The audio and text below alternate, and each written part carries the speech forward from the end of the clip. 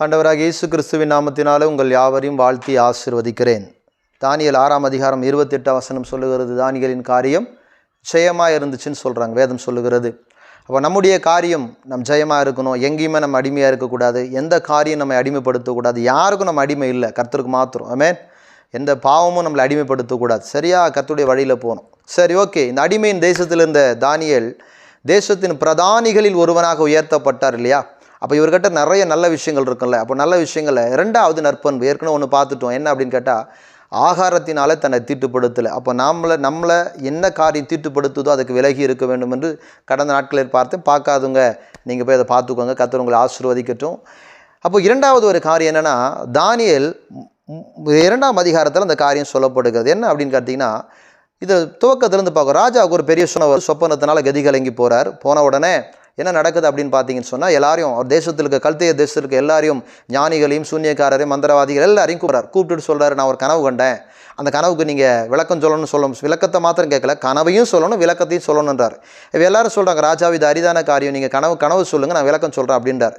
இப்போது இதெல்லாம் அவங்க ராஜா சொல்கிறார், நீங்கள் எல்லாரும் என்னை ஏமாற்ற பார்க்குறீங்க அப்படின்னு சொல்லிட்டார். நியாயமாக என்ன, கனவை சொன்னால் தானே விளக்கம் சொல்ல முடியும். ஆனால் இந்த காரியத்தை பாருங்கன்னா, அப்போ ராஜா கோவம் வந்து எல்லா ஞானிகளையும் சாஸ்திரிகளையும் இந்த மந்திரவாதிகள் சூனியக்காரர் எல்லாரையும் அழிக்கும்படி ஒரு நாள் நியமித்து கட்டளையிட்டு ஒரு ஆர்டர் பாஸ் பண்ணிட்டார்.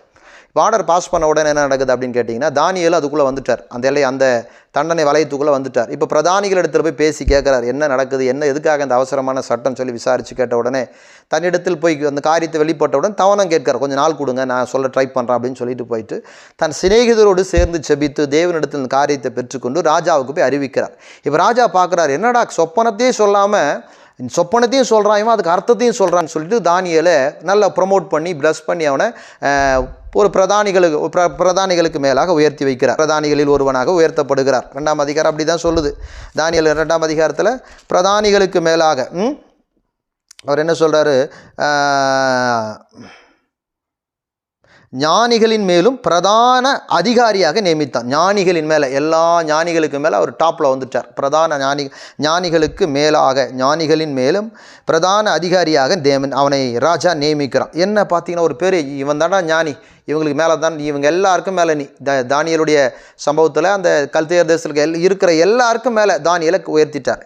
இப்போது இவர் கூட சேர்ந்து ஜெபம் பண்ணார்ல, தன் சிநேகிதரோடு போய் அறிவித்து தான் ஜெபம் பண்ணுறார். இப்போ இந்த உடனே என்ன பண்ணுறாரு தெரியுமா, தானியேல் நல்லா பண்ண வேண்டி கொண்டு பேரில் ராஜா கிட்ட போய் பேசுகிறார். ராஜா என்னை உயர்த்திட்டீங்க, ஓகே, நோ ப்ராப்ளம். ஆனால் என் கூட சேர்ந்து என்னோடய ஃப்ரெண்ட்ஸ் இருக்கிறாங்க, அனனியா மிஷாவேல் அசரியா, அதாவது ஷாத்ராக் மேஷாக் ஆபேத்நேகோ இருக்கிறாங்க, அவங்களுக்கு நீங்கள் செய்யணும்னு சொன்ன உடனே அவங்கள என்ன பண்ணுறாங்கன்னா, மாகாணங்களின் காரியங்களை விசாரிக்கும்படி வைத்தான். அவங்கள தானியேல் ஞானிகளுக்கு மேலே போயிட்டான், இவங்க மாகாணங்களின் காரியங்களை விசாரிக்கும்படி அதிகாரியாக நியமிக்கப்படுகிறார்.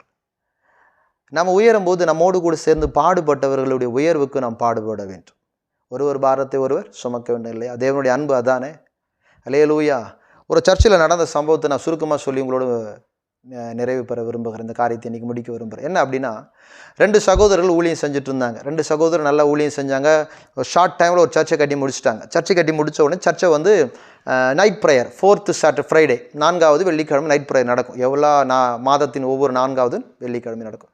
அப்போது 2 பேரில் ஒருத்தர் மூத்தவர், இளையவர். இந்த இளையவர் என்ன பண்ணுவார், பாட்டெல்லாம் நடத்தி கொடுப்பார். வயசில் சின்னவர்ன்றதுக்காக அப்படி நான் சொன்னேன், 4 வயசு சின்னவர் தான். பாட்டெல்லாம் நடத்திட்டு ஆராதனைக்கு அந்த மூத்த சகோதரன் கொடுப்பார். மூத்த சகோதரன் ஆராதனை நடத்துவார், செய்தி கொடுப்பார். செய்தி குடிச்சு முடிச்சோடனே விடியாது நைட்டு ஒரு 12 மணிக்கு ஆகிடும். அப்போ மறுபடியும் இந்த சின்ன ஊழியக்காரர்களே, வயசில் சின்னவர், அவர் எடுத்து என்ன பண்ணுவார், ஜனங்களை மைக் எடுத்துகிட்டு ஒரு 1/2 hour 1 hour அப்படியே ப்ரேயரில் அலாட் தூங்க விடாமல் அப்படி சந்தோஷமாக ஜனங்களை ஜபத்தில் நடத்தி முடிப்பார். முடித்த உடனே இதுக்குள்ளே 1 மணிக்கிட்ட வந்துடும் இல்லையா? அப்போ என்ன பண்ணுவார்னா, அந்த மைக்கை அந்த மூத்த ஊழியக்காரர் வாங்கி க்ளோசிங் ப்ரேயர் பண்ணி முடிக்கணும். அப்போ பண்ணும்போது என்ன பண்ணுவார்னா, அவருக்கு அப்போ திருமணமாகலை, இவருக்கும் திருமணமாகலை. அவருடைய திருமணத்துக்காக ஜெபம் பண்ணுவார்.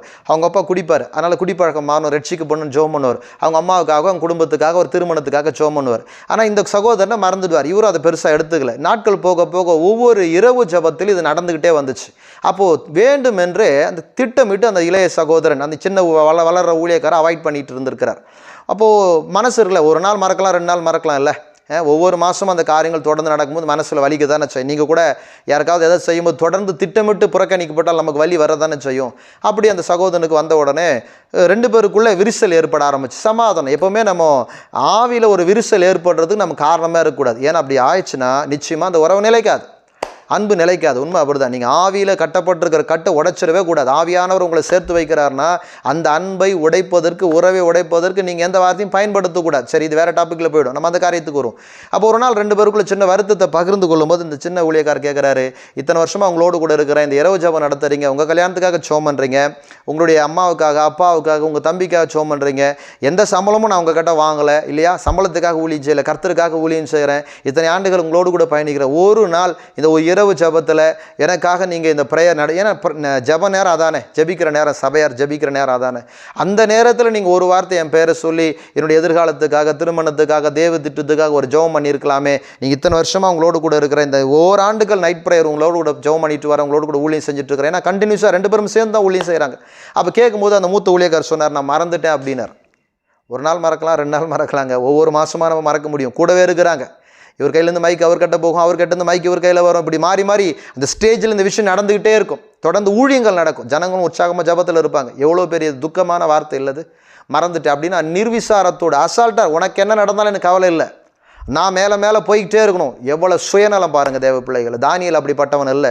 அவங்ககிட்ட இந்த நற்பண்பு என்ன தெரியுமா, ஜெபிக்க யாரை இணைத்து கொண்டானோ அவர்கள் மூலமாய் தேவனை நோக்கி பார்த்தபடினால் அவன் என்ன பண்ணுறானோ அவர்களுக்கும் இதிலிருந்து ஒரு ஆசீர்வாதம் கடந்து போகணும்னு சொல்லி அவர்களை ப்ரொமோட் பண்ணுறதுக்காக ராஜாவுக்கிட்ட பேசுகிறான்.